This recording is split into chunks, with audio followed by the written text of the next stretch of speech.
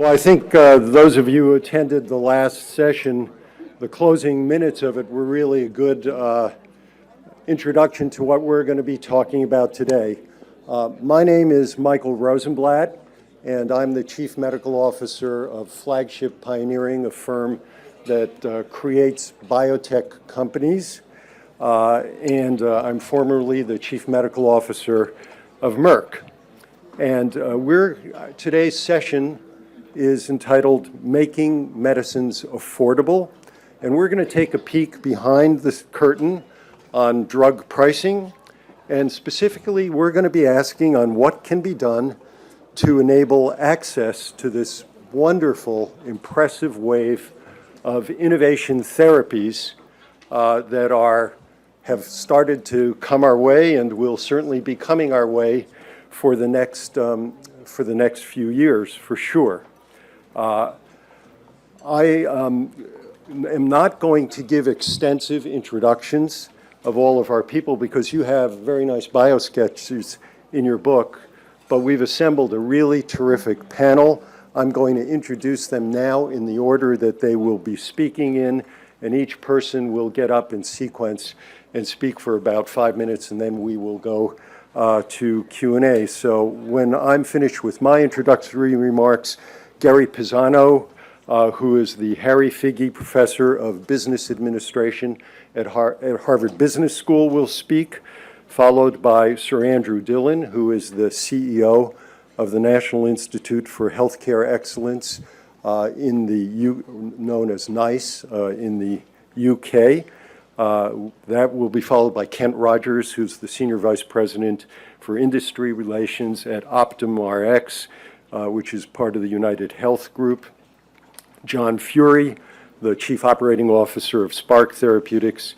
And then the closing talk will be by Scott Howell, who's the Vice President and Head of U.S. Market Access for Novartis. So I thought I would set the stage by describing a view of current pricing. It's oversimplified. I think it's conceptually in the right direction. Some of the specifics might not hold up, but it'll give you a sense, at least in the U.S., of how prices are, how we arrive at some of the pricing. And I thought I'd begin by showing you this cartoon. It says that two cavemen speaking, something's just not right. Our air is clean, our water's pure, we all get plenty of exercise, everything we eat is organic and free range, and yet nobody lives past 30. And I would contend that the reason that they don't live past 30 is that they don't have the advances in medicine that we've been enjoying now since about the time of World War II, antibiotics, et cetera, and which have had a steep increase in the last few years. But as one of the panelists said in the last panel, what good is it to have all of these advances if a large number of people can't access them? So if you look at how prices are built in the United States, there are three major participants and components, and each of them share in generating what has become very high prices and in many cases not affordable. And we'll talk about not affordable to who. Is it to health systems or to individuals, patients? Where are we focusing? Pharmaceutical industry certainly sets on many innovations prices that are perceived as very high, whether justified or not. The intermediaries, namely the prescription management organizations, prescription benefit management organizations contribute, as do the insurance companies. So I'm going to run through very briefly some scenarios that have a look at this. So let's say a pharmaceutical company has invented a new drug. They will set a list price. They'll enter into negotiations with the PBM, and then typically they will be forced to give a discount of somewhere between 40 and 70%. There's data to support that. So the PBM has done a good job of getting a large discount on an expensive price. And then they turn to the insurer and they say, hey, you know that drug that cost $1,000? I can get it to you for $850 or $900. That's a really good deal. They don't say, I actually got it for $500, and then they keep some of the difference. The insurance company is happy because they're getting a big discount, and some of the difference is made up by the patient, who is paying typically a copay of 20% of the list price, not the discounted price. So that's one schema of how things flow here. And then if we look in general, in our American system anyway, of how hospital costs are, about healthcare costs, are covered by insurance, we've been seeing prices go up not only for drugs, but for hospitals, doctors, et cetera. Insurance companies are working very hard to keep their premiums from rising at the same rate, and in many cases keeping them flat, and they have a safety valve. The safety valve is that they pass on the cost through deductibles and copays to the patient. And the data shows over the last several years that the patient component of pay has steadily gone up. So here's an example. We had an allusion to it in the last panel. These are some specific numbers. You can debate them if you'd like, but take a working person in the United States who earns $50,000 a year. So they're at the lower end, but there are a lot of people in this category. And remember, a working person who has insurance, after taxes, their income's $40,000. The family is paying $8,000 for an insurance premium. Somebody gets sick and needs a drug that's very expensive, $50,000. The deductible is $4,000. The copay is $9,200. The total cost to the patient is $21,000. No wonder they're bankrupt. So you say, hey, the problem is the price of the drug. I'm going to cut the price of the drug by half. Look what happens in this system. You accomplish something. I'm not going to run all these numbers because we don't have time, but the patient's still paying $16,200 out of pocket. That patient is still bankrupt, and we've not accomplished what we wanted by a massive cut in the price of the drug. So what do I hope we will talk about today? Number one, I think when you look at the flow charts here, you see that patients, of all the parties involved in paying for a drug, have their interests the least protected. Secondly, do we actually have an insurance system in the United States, or is it better described as a cost-sharing arrangement? And I would ask you to compare that to virtually every other country in the first world. Do intermediaries extract disproportionately more money than the value they add? Does it make sense to you that at the end of the day, they are taking home amounts of money that are closely comparable in many instances to the pharmaceutical company that invented the drug, took the risk, et cetera? They are mostly negotiating and shipping drug from the loading dock to the patient. Pharma justifies their price based on the cost of innovation. I think that's a powerful argument. But how does that explain the annual and semi-annual price hikes that we've been seeing for years now, well after the introduction of a drug? And when we say making medicines affordable, as I said before, who are we talking about? Obviously, it would be great to make it affordable for every component of the system, the insurers, the health systems, et cetera. But if we just move money around from one component to the other, and we don't give some relief to the patients, I would say we haven't really accomplished what we should be focusing on. And then what I've asked our panel to spend some of their time telling us about is there a way out of this? Are people piloting innovative solutions? How are they thinking about how we can get to a place where patients will have a different experience in accessing drugs when they need them? So that's my background. We're not going to have any questions in this part. We're holding them for the end. I'm now going to turn to Gary Pisano. Let me get rid of this slide. Yeah, great. Great, Mike, thank you. Thank you very much. It's my pleasure to be with you. I'm just going to say a few words around this conundrum, because this debate, we've been having this debate about cost and innovation in pharmaceuticals for a long time, and it reminds me a little bit of those Miller Lite commercials of taste great, less filling. You have two sides shouting at each other, the pharmaceutical industry saying we need high prices to innovate, and then you have others, politicians or patient groups saying we need lower prices, and they both actually are kind of right, just like the Miller Lite commercial. So we need to figure out some way to get out of that conundrum. One challenge becomes, I think, the debate, we conflate two issues which are related, but they're actually quite separate. So one way that the issue is framed is, are expensive drugs worth it? That's a value proposition. The second is, can we afford it? They're separate issues. So something can be worth it, but not affordable. I once had the pleasure of driving a friend of mine's Ferrari, and I'd say it's worth it, I just couldn't afford it. And so you can imagine there's a medicine that, by all the math you do in terms of savings to the system and effect on patients, et cetera, is worth it.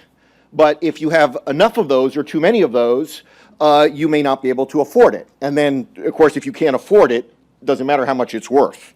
And so I think the societal problem is really the affordability issue, although we want medicines that are worth it, but ultimately we're challenged with the affordability issue. And I think there's a little bit of a challenge of, as companies have priced, I'd say kind of aggressively, the first one to do it, you barely notice it, it's a drop in the bucket. The second one says, I think I can do it. The third one says, I can do it. Well, pretty soon, if enough do it, then you actually have a system effect. And one thing in the economics of this is you do run into, something can be worth, but you can run into the income constraint. That is, once you hit your budget for whatever you can afford, say GDP-wise, then you have a real problem on your hands. The issue around, it's often oversimplified around, we need high prices to create the reward to stimulate innovation, and that is partly true, but it's a little more complex than that, in the sense that, first of all, if your rewards are too high in any innovative setting, you can actually dull the incentives for innovation. If you, for example, had patents that went on, or high barriers to entry after the fact, then you can sort of innovate once, and then you've got a free ride for a long period of time. And so that is, I don't always buy the argument that one needs high prices, that high enough prices will justify innovation. The other thing that often doesn't get taken into account is what I call the second best alternative. So I've often heard the argument from the industry that if prices aren't high, we're going to stop innovating. And my response to that is, and then what are you going to do? So you want to compete with Teva as a generics player? You think you're under pressure now, wait till you stop innovating. So that's a little bit of, I'm going to cut my nose off to spite myself. If you look at the return on equity in the industry over a long period of time, it's pretty high. And so you have to think about, from an economics point of view, what's your next best alternative? So innovation is still worth it, and there's still, I think, room for pressuring prices in a way, but still preserves innovation. And I'd say that is really the way we need to think about this is, can we create solutions that pressure prices enough that actually stimulate innovation? So competition stimulates innovation. You don't have to look any further than the semiconductor industry, the electronics industry, where it's brutally competitive. Apple launches an iPhone, I guess they're on 10 now, and then, a week or two later, Samsung's got their version of that looks something similar, et cetera. And it's a treadmill. It's like one of those stress tests where they just keep, turning up the thing until the treadmill until you stay stop, and you think they're trying to kill you. The technician is not, but your competition is, by the way. So competition is trying to kill you, and that's a powerful incentive. So I'd love to see the debate. I think there's two ways to deal with the price problem. One is some kind of regulatory mechanism, and I think a second is as a competitive model. My bias, as an economist, is to find competitive solutions, market-based solutions. And I'd actually say that in general, if you look at the history of price regulation in the US, we generally do a lousy job regulating prices down. Competition is usually fiercer in terms of getting prices down because it's subject to less kind of political distortions. I flew down here this morning from Boston. It was $150. If I did that pre-regulation, it would have been about, in real terms, about $800. So we know competition can work. So the question is, how do we create competition? I think we're seeing some of the things occurring now in the industry around, how do you just reduce barriers to entry for generics? Is there a way to reduce the barriers or prevent companies from dragging out patents in ways that really just serve to take an old drug and keep it in a monopoly position longer? The patent system was designed to provide you a temporary monopoly to give you an incentive, but not a permanent monopoly to make you lethargic. And it's a little bit hard. What's the optimal? We spend decades in economics debating it. It's a little bit of the Goldilocks, not too hot, not too cold, but there is a healthy middle in there. I think bargaining power matters a lot. And I looked at Mike's slide, and we've got bargaining power, but it seems to be I'd love to try to understand more from a policy point of view what's been going on. Why is it we're not getting the kind of bargaining power that drives the prices down to actually the insurer, which actually drives it down to the patient, especially in the U.S. since most companies are self-insured. And what's the job of the PBMs? Does the PBM segment of the market need to be more competitive? I mean, when I see premiums like that, that says, wait, they've got incredible, the PBMs themselves have incredible bargaining power on both sides of the market, so those numbers shouldn't surprise us. So from an antitrust point of view, should we be doing something there to allow greater pass-throughs? Because clearly they're doing a good job on one side of the market bargaining, and they're doing a great job on the other side of the market bargaining too. And I'd like the idea of companies, having to demonstrate the value of their products. And we talk about value-based pricing. It's all over. I was once giving a talk to a group of pharmaceutical executives, and somebody said, our payers are demanding that we show more value. And I said, when was the last time you bought a TV? You probably wanted value for your money. Everybody wants value for their money, and I think societies have that right too. And I think finding ways to increase bargaining power, and I do think there is a big policy issue here right on the table around the role of Medicare in being able to bargain for the price of drugs. Now, they're a big buyer, and I'm actually open to the idea of thinking about allowing them to bargain. But I do think we don't want to have monopsony where there's a single buyer, because then that could push us in the other direction. So I'm going to just stop there, and I'm sure our panelists will have other things to say about both from a regulatory side and from a market-based side of how to deal with this conundrum. Thank you.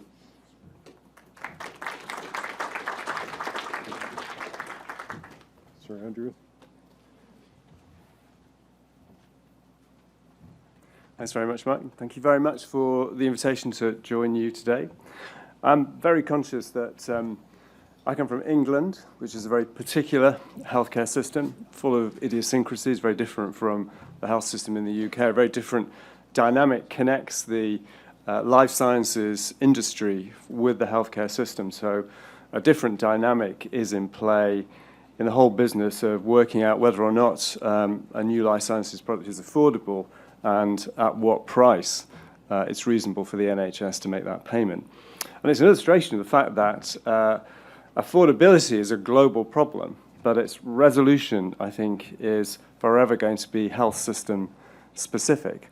Every health system has a different ability, a different capacity to absorb the great new stuff that the life sciences system is generating and making available. So the nature of the conversation that's going to exist between the individual company and the decision maker is going to be different in each jurisdiction. But I think a couple of features in those conversations as they go on around the world are probably consistent, even if the way in which they play out is different. And that's value and risk. I think it's really important that wherever the conversation is taking place between a company and a health system, there's a clear understanding about how the health system is going to value the products that it's looking at, the technologies, the innovations that it's considering introducing. And by value, I just don't mean the amount of money it's prepared to pay, but it's the incremental therapeutic benefit to patients that's absolutely critical and is the start of the conversation, I think, that ultimately has to inform what it is it's reasonable to pay in England or in California or Boston or in New York or in Belarus or wherever it is around the world that discussion is taking place. And there's no one way of doing it. There's a particular approach that's taking place in England that NICE is very much part of, And there is, this is my technical assistant, by the way. Doing very well.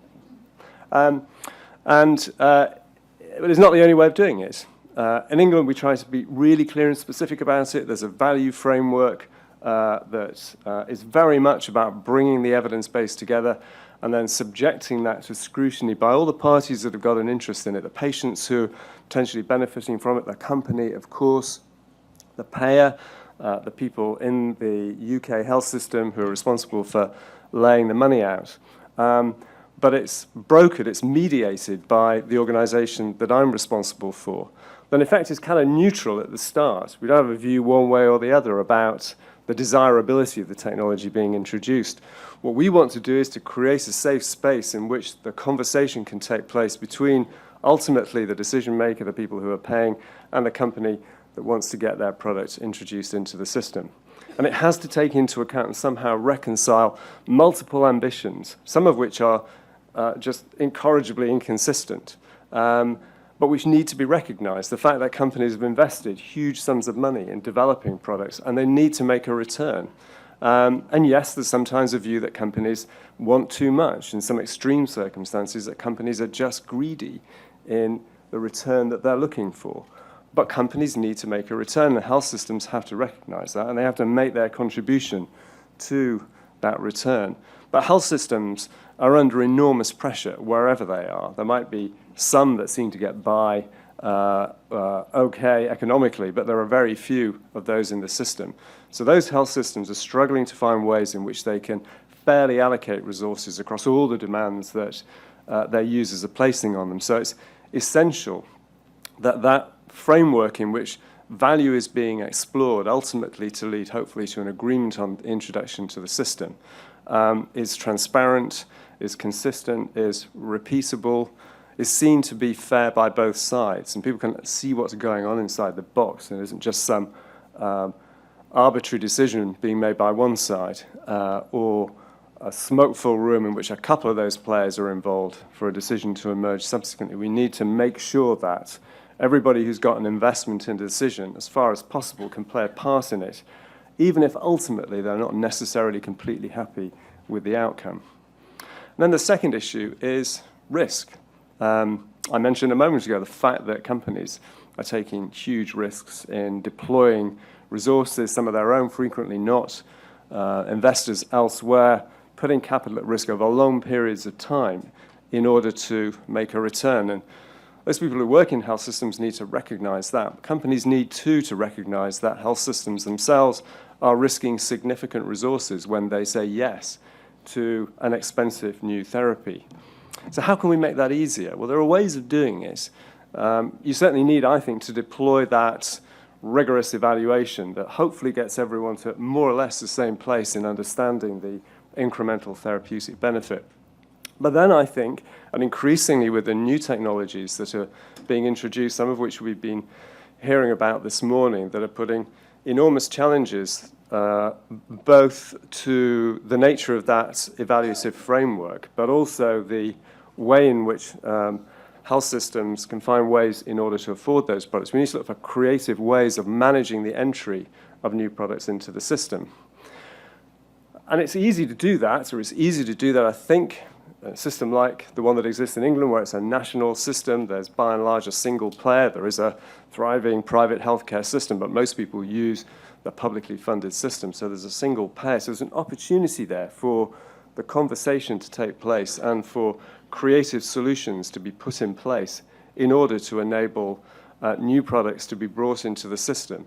That helps to manage the risk for both sides. We heard earlier this morning about crisitinib for the treatment of a particular kind of lung cancer. Well, the way that's being introduced in the UK is through a managed access agreement that uses a special fund that's been set aside to enable new cancer treatments where there's uncertainty about the evidence that's available, uncertainty about the longer-term outcomes in the evidence that's currently available, for that evidence to be explored with a specific agreement between the company and the healthcare system about the data set that needs to be collected and about the interim price that the health system pays to be reviewed once we get more evidence about the long-term effectiveness of the product. So those sorts of innovative, creative ways of enabling risk to be shared between health systems and companies, I think, are important. They offer at least one way in which health systems can cope with some of the groundbreaking new technologies that are being introduced. But I think, in general, the critical thing is just about the conversation. Nobody has a monopoly of wisdom on this. Nobody knows how to resolve this. We're only going to find out through a discussion that takes place in a safe space with some ground rules and that respects the ambitions and constraints of all the parties involved. So thanks very much again for the opportunity to talk to you.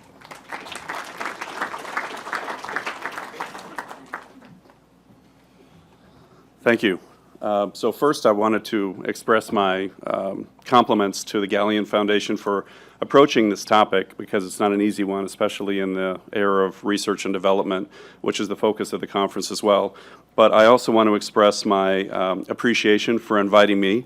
I do believe, and that leads to my concern, that I'm the only payer besides Sir Dillon here that is in the audience. So keep your tomatoes in your pockets and try not to throw them too quickly. But at the end of the day, this is what the perception is of the pharmaceutical manufacturers and payers. This is how they see us. They see us embattled. They do not see us cooperating. And when you really think about it, how well does the manufacturers know the payer? If you consider that virtually 100% of the revenue that goes through a specialty organization that has a medication that could cost $50,000 a year, nearly all of the revenue that you make goes through some version of a third-party payer. How much does the CEO, CFO, COO, medical directors know about the reimbursement? I would want to know everything about my customer if 99 out of 100 came into my store buying goods and had a function that I wasn't aware of.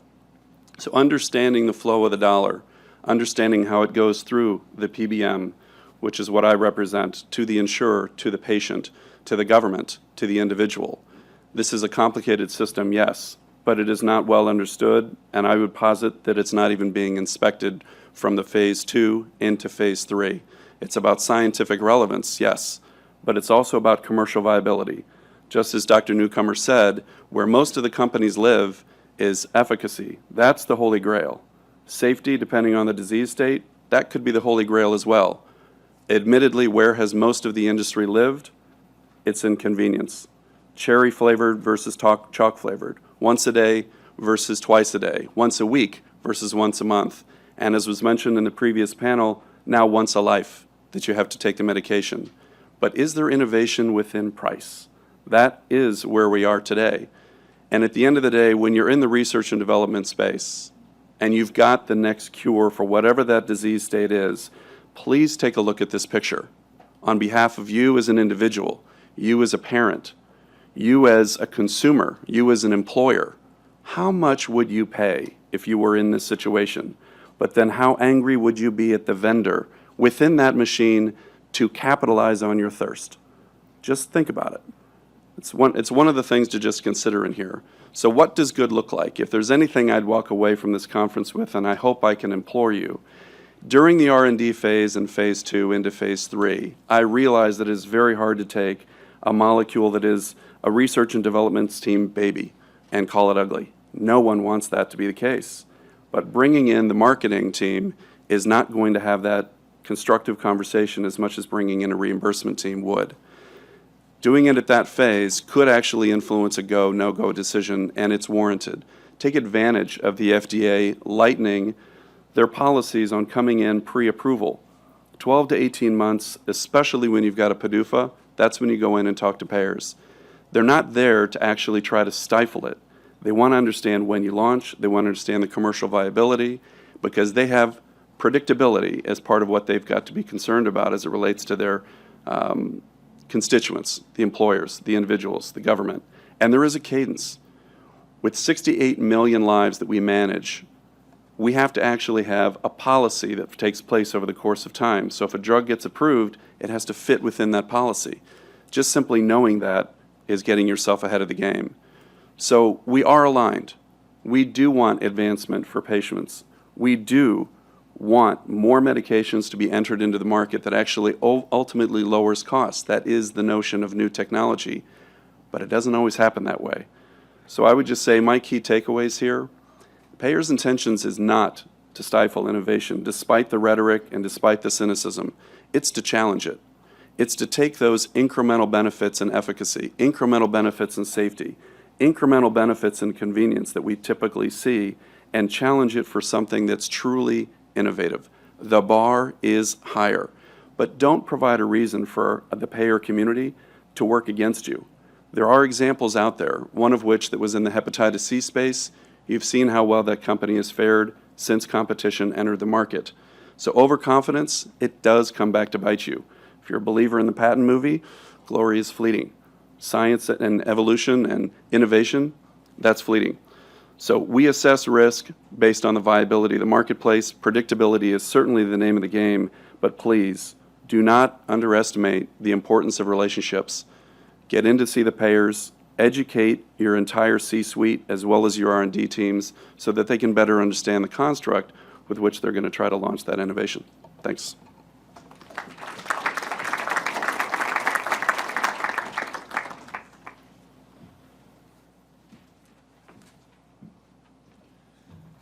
So good morning. As an innovator, I'm actually really pleased to be able to share with you how we approached the elements of ensuring access for patients to a highly unique, innovative therapy. And I think we as an organization reflected on many of the points that Kent described in his discussion as we prepared for a launch. And I'll take you a little bit through the journey, but as Spark is a reasonably small company and Luxturna is a reasonably new product, I just thought I'd give you some background on who we are. Spark is a fully integrated gene therapy company utilizing our AAV platform. We're based in West Philadelphia. We were spun out of the Children's Hospital of Philadelphia in 2013 and went public in 2015. And we have a platform of therapeutics based on AAV, spanning from hemophilia to Pompe disease to various CNS disorders. So we have a pipeline of innovative products based on gene therapy that we are hoping to bring to patients in the coming years.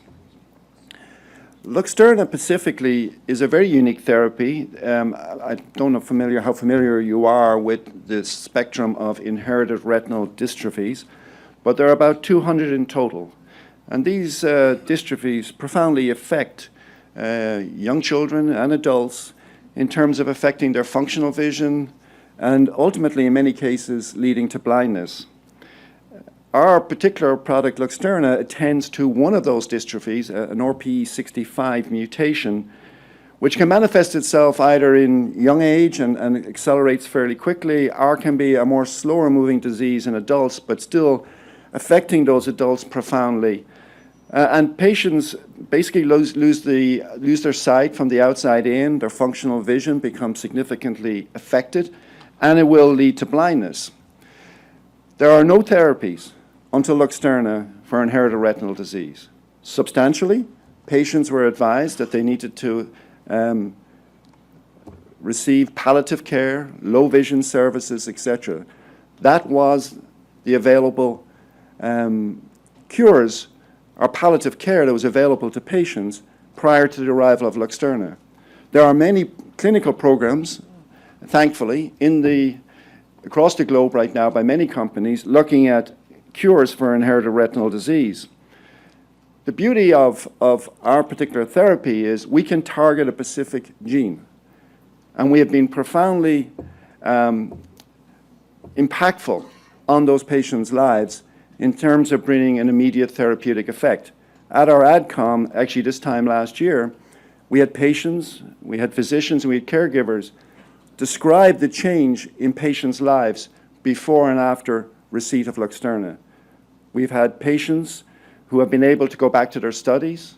We have children that are able to participate in normal childhood activities. And we had testimony from physicians in supplement to our clinical data where we've shown durability out to 4 years, where they have seen patients 7 and 8 years out with a profound durable effect in terms of the intervention on functional vision. So I think while there was a substantial unmet need and we were able to meet it, the open questions around durability are one of the more profound issues that we as an innovator in gene therapy needed to be able to respond to. But however, let me put Luxturna in context. There are probably less than 2,000 patients in the US, of which 50 to 75% of those are actually medically eligible for the treatment, and our incidence is about 10 to 20 patients per year. So it is an extraordinary ultra-rare disease, unlike hemophilia, where you have almost 20,000 patients across the US. So pre-launch, and that's the context for the therapy, pre-launch we were very conscious as potentially the first gene therapy to be approved in the US for a genetic disease, of our responsibilities to ensure that the approach that we took to market access was one that provided a very important precedent for the industry. There had been two similar examples in Europe where the outcomes in terms of access were less than successful. And we were very conscious that we were third therapy up and the first in the US. And we needed to take a different approach to how we were thinking about market access than the classic chronic care, volume-based approaches that most of you will be more familiar in the marketplace. The way we thought about this in particular was we decided to form a partnership, and we availed actually, and we were fortunate that the relief and guidance in terms of being able to engage with payers and have discussions around our particular clinical benefits of our therapy, we could do so before PDUFA date. And we availed of that. And we had dialogues with a variety of different stakeholders, physicians, patients, caregivers, payers, providers. There were a couple of themes that came out to us that really we understood that we needed to attend to, because essentially we were bringing a 21st century cure into a 20th century reimbursement environment. And we had to think very clearly about how could we operate innovatively within that particular environment. And there were a couple of things that came to mind for us. The first one was, if you think about a one-time therapy, and candidly, our product is cost per unit in the hundreds of thousands of dollars range because of the ultra-rare nature of the therapy. If you think about the standard markups that can be applied by an institution to those in the range of 20, 30%, when you talk about a one-time therapy, they're significant. And I think there was merit in the question from the payers. Was that an appropriate markup for a one-time therapy? The second thing that came out, because we're being paid once for the therapy, how can the payers be assured that we're delivering the clinical efficiency, both at immediate outcomes and in the longer term? So we took a step back. We thought about how we would approach this. And I would also say we were the beneficiaries of the fact that this was our first commercial product, and we could take certain distinct risks that maybe some of the established players could not, given their existing portfolio. And we created what we call Spark Path, which essentially is pioneering access to healthcare. And we had three particular elements to it.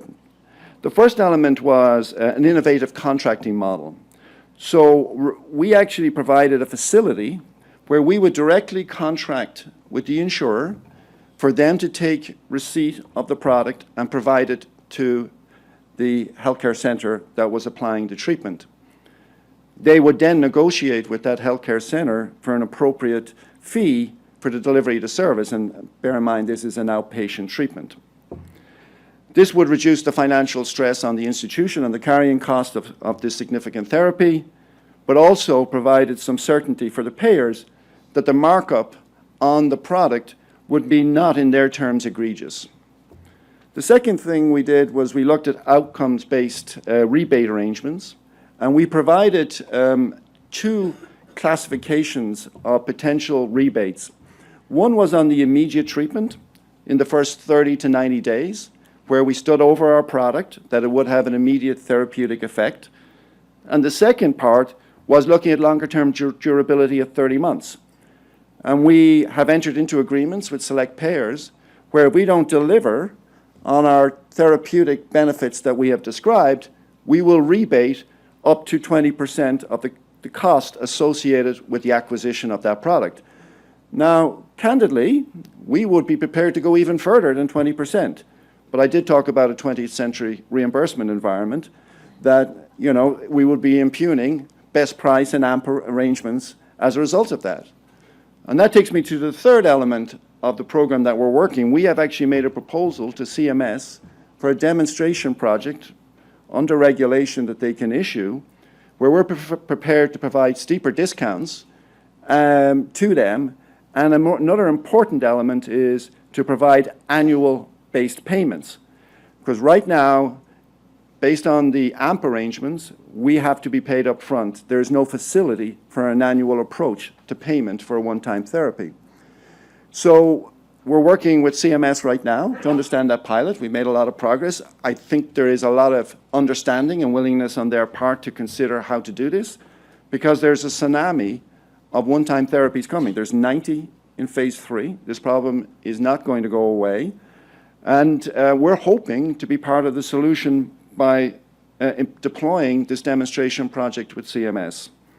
So another element that we looked at specifically, and I think this goes to some of the elements that Michael was talking about, we also have a very strong patient services group. We fully facilitate and work with patients and their caregivers to manage the reimbursement process, to work and help them with the treatment center.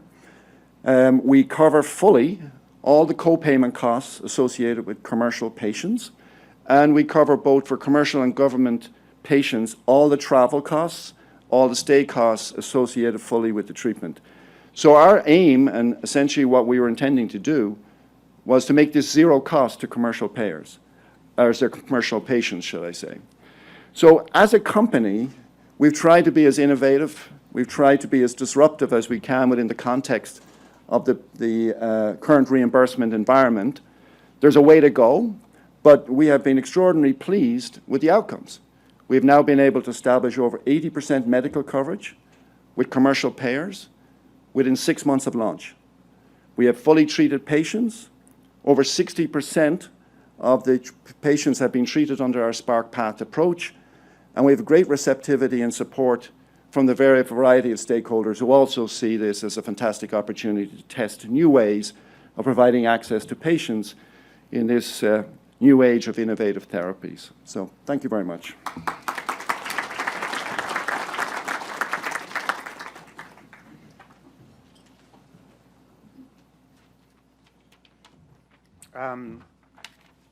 Good morning, everyone. I'd like to just add my thanks to the Galien Foundation for inviting me, and also for this wonderful venue and awards program. It's really quite remarkable. Mike, I head up pricing and market access at Novartis in the U.S.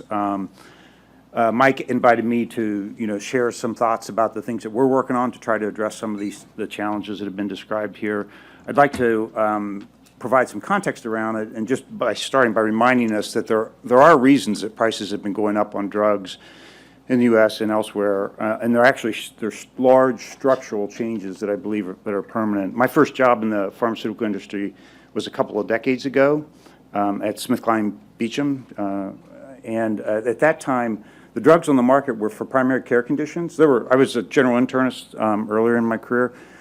There were all these great medicines for hypertension, diabetes, cholesterol, depression, and so on come to the market. Just, fantastic stuff. Super large categories, tens of millions of Americans in these categories. And the market was mostly, a branded market. Half or a little bit more of prescriptions that were being filled at that time were branded drugs. And so, when you needed to allocate the revenue needs of the industry to support the winners and losers and, all the other work that we do across that, you could charge relatively modest prices. And what's happened over time is these structural, changes. Those categories have all gone generic now. You can't compete in them any longer. And the research has shifted more and more to areas of unmet need that are the specialty in oncology and the cell and gene therapies that we've been talking about. And the number of branded prescriptions have gone down. Now 90% of scripts in the U.S. are filled with a generic. So 9 out of 10 times when a patient gets a medicine, fills a prescription, there's no revenue that funds the innovative part of the research. So there are I think we've done a poor job as an industry generally kind of explaining that, and, but there are large, real structural issues here, and there's a lot at stake about getting it right, as we've been discussing as well. In the market access function at a company like Novartis, we've got a lot of tools that we try to take advantage of to try to address this tension between funding innovation and affordability in the market at the same time. None of these tools actually are perfect, and I think really they're best thought of as not silver bullets, but more kind of point solutions, depending on the particulars of the need for in a certain drug category, a certain drug. It's been mentioned earlier the importance of developing and demonstrating data about the value. I think all companies, including ours, are spending more and more time on that and doing a better job. We consider ourselves leaders in actually all these domains. Our aspiration is to be at the forefront of all of them. We choose our list price in a way that's very thoughtful. We do a ton of market research with all sorts of stakeholders. We do lots of benchmarking, including with payers and other stakeholders, and try to pick a price that is, as Kent said, is going to work in the market as opposed to not work. Behind that, there's a lot of rebating that goes on. That's been there for years. The rebates are much higher now than they were 4 or 5 years ago. I think things changed very substantially, again, structurally, really, after the Sovaldi Hep C events from a few years ago. And then beyond just the normal, like here's a flat rebate if you'll put me on your formulary kind of thing, there's a lot of innovative contracting going on as well. And again, I think we've been a leader in many of these indication-specific contracts, outcomes-based contracts, money-back guarantees. We have one for Kymriah, volume cap, guarantees and rebate levels when they're worried about spreading into, larger and larger populations. And nonetheless, we are where we are, right? It's not working perfectly. We all understand it, and there's, a lot of tension. We are continuing to work on this. We believe we need a sustainable model for the long term, for the future, and we've got to make the business work in the short, in the near term, and so we need to sort of glide into this over time all together. And most recently, we're promoting the concept of a trade around pricing, a more structured trade than we've had with some of the pricing and rebating I described earlier, centered around the use of value-based prices. I co-authored an article on this in JAMA this summer, actually with Jamie Robinson, who's a health economist at Berkeley, and Steve Pearson, who's the head of ICER, the HTA assessment organization here in the U.S.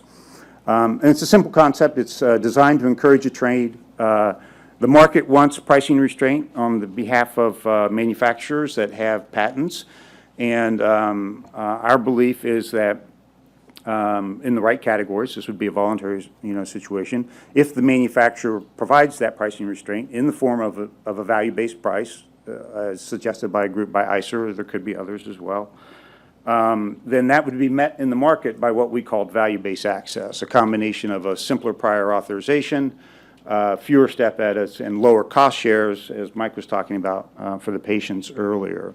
And so it's basically a pricing restraint for improved access kind of volume kind of trade. And even if the total spending on drugs didn't change at all, stayed the same, you'd substantially reduce friction in the marketplace because patients and doctors both have a hard time navigating the way it is. You'd substantially reduce transaction costs. There's tons of money spent on implementing and navigating all the prior auths and the copays and all that sort of thing. And we'd be able to serve more patients with the medicines that they need. And so we're working on it. It's a hard challenge. The regulatory environment, gets in the way in 1,000 different ways. The marketplace, it takes time for ideas to catch and evolve. The market is where it is today, so folks aren't like thinking this way and aren't asking for it. You have to stay persistent, you have to be resilient, and you have to look for collaborators that are willing to work with you. But we're committed to it, and so we're trying to leverage all these tools in the meantime and work on ideas that we can think be more helpful in the future.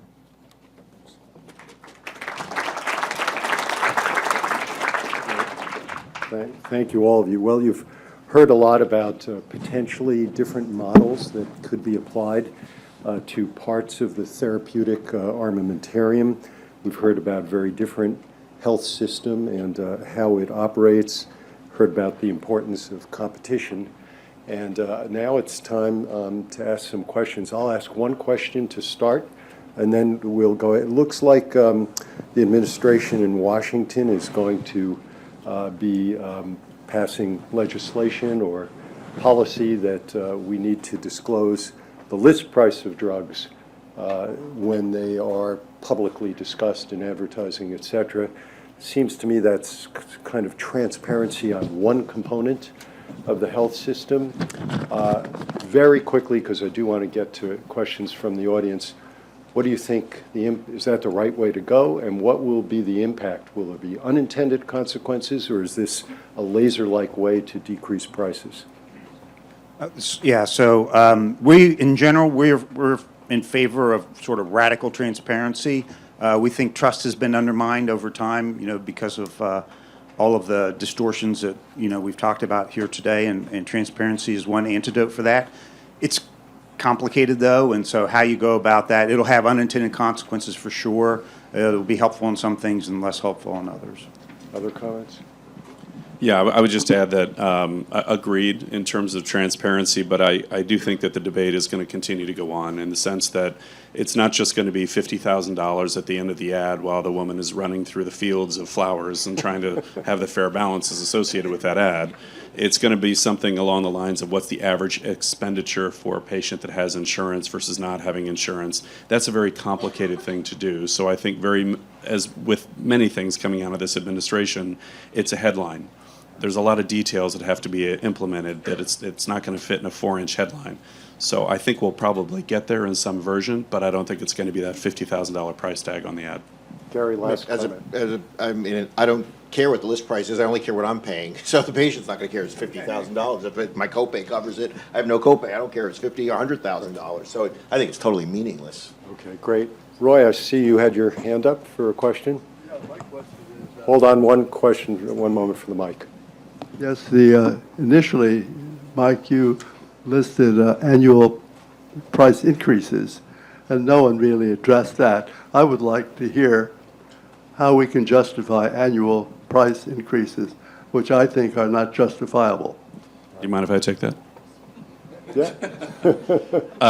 Brave man. Thank you. I had very few minutes to have an introductory remark, and just to put it out there on the table is that we had an average of 13 to 15% price increases annually in 2012, 13, 14, and 15.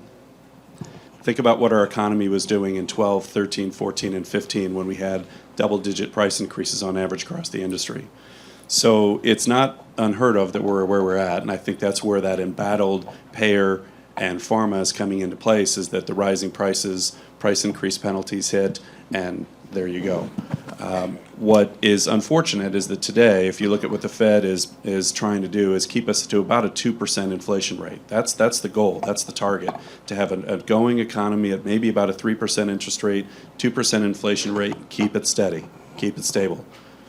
Well, if there were 2% price increases on everything, then that would probably keep things pretty stable as well. But it's the only lever that a lot of manufacturers have in crowded categories where sometimes incremental efficacy is in play, and unfortunately I would posit that MS is probably one of those categories. Good innovation, crowded marketplace, $85,000 therapies that cost $10,000 a little over 10 years ago. Okay, we've got a million questions out there, which is really great. I'm going to ask for very crisp questions and very crisp answers. Sue, you had a question.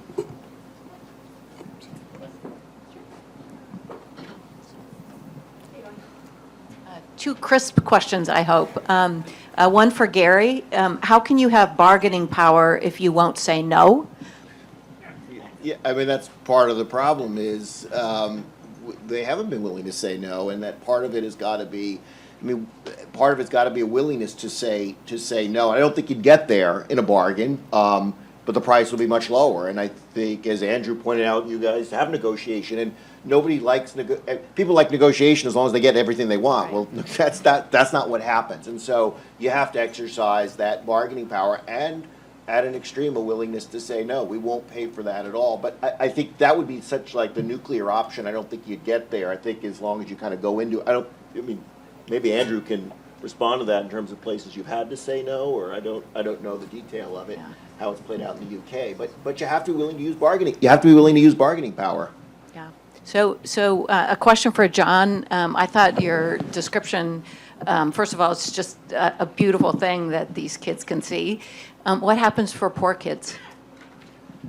So we are actually working here in the U.S. context. In fact, Scott and Novartis have the rights to Luxturna ex-U.S. So I'll talk specifically to the U.S. kids in terms of working directly with Medicare. We've actually had significant coverage provided at the state level, and we're very encouraged that kids are getting access. But in fact, our CMS proposal was specifically targeted and ensuring that we can get coverage for all kids, whether they're on commercial or whether they're on government-sponsored insurance. So the proposal wasn't just about health outcomes and annual, it was actually an obligation to provide coverage. But what I will say is we're doing exceptionally well at the state level. The clinical benefits are very clearly understood, and we hope to be able to announce shortly, the level of coverage that we're actually experiencing in the government is very much ahead of our target. Great. There was a question over here.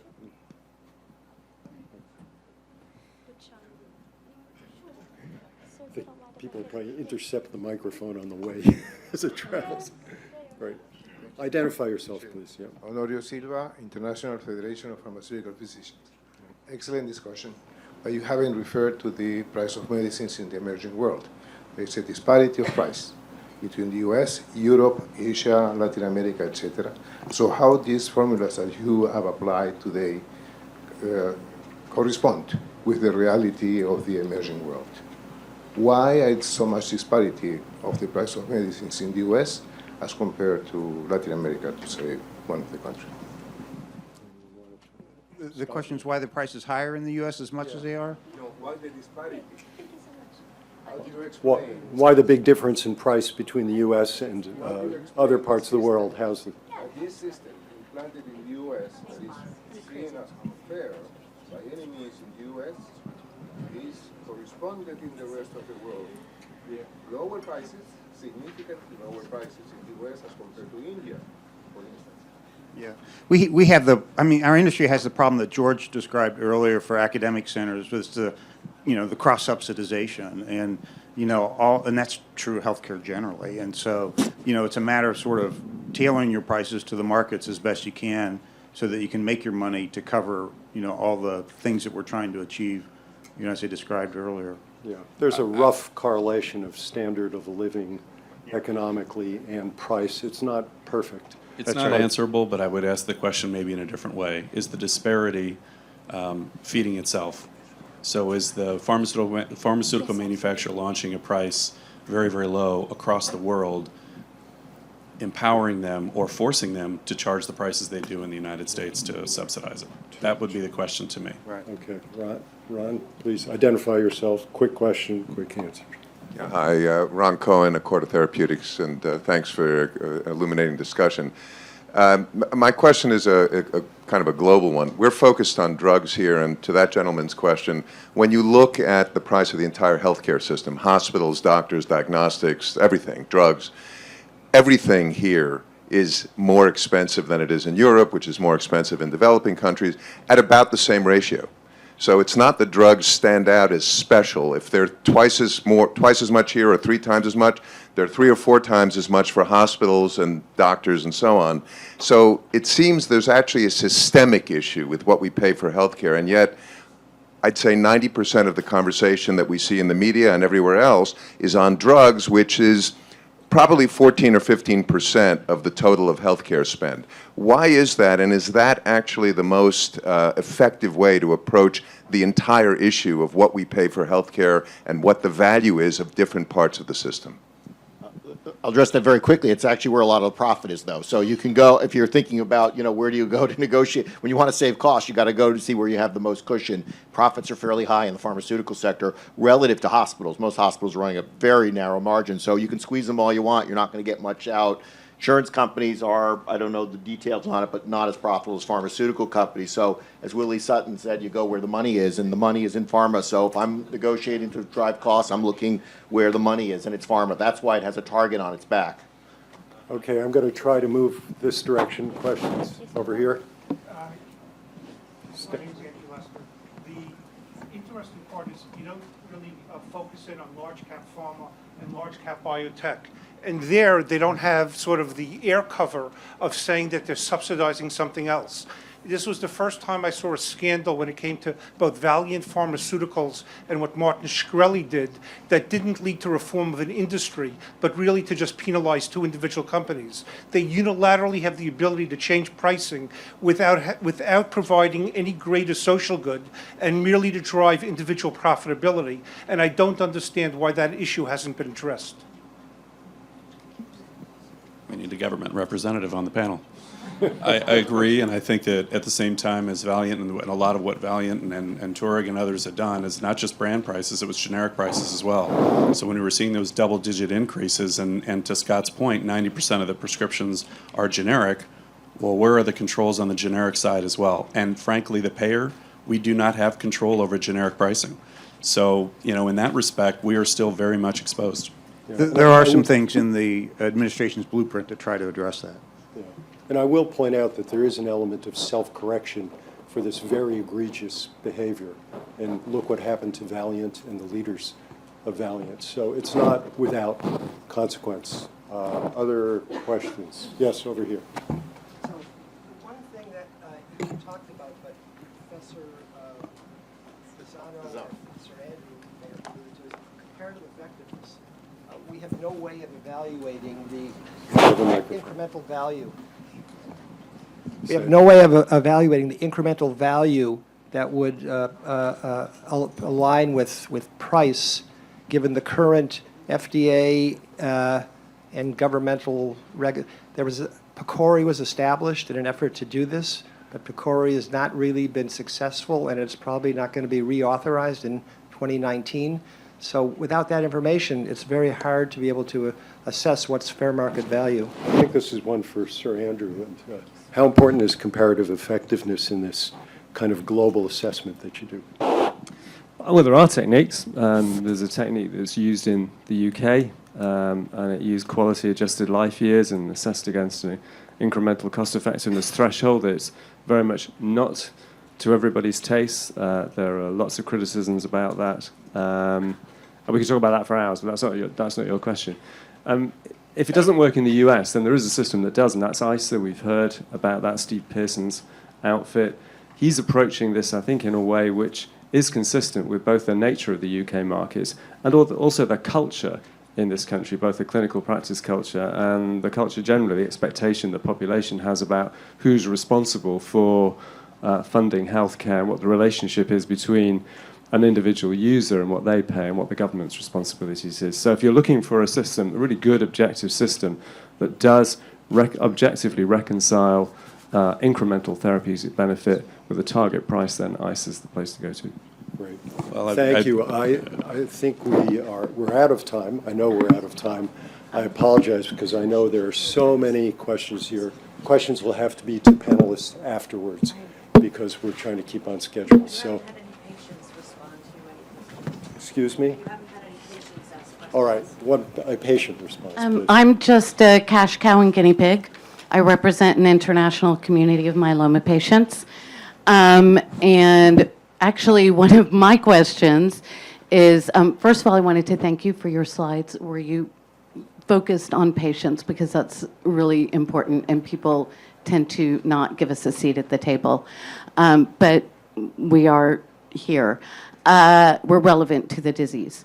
One of my questions is actually in regard to the efficacy of innovation and how it impacts long-term pricing of drugs. If you have people living longer and longer and longer, eventually the money runs out, but the cost of the drugs don't. Where do you go from there? I think I'm going to take a crack at that. So there are step functions down in the price of drugs. One big step comes when real competition enters in general, long before the drug goes off of patent expiry. And unlike any other component of the healthcare system, patented drugs have a 95% or more change in their price after about 10 to 15 years when there's patent expiry. So that is built in, and there's no other component of healthcare that does that. So you just think it's patent related, which is why I support. Well, I think that, yeah. All right. So I am now going to close it. I'm sorry that we can't go on with questions. I want to thank this fabulous panel. Great job that all of you have done.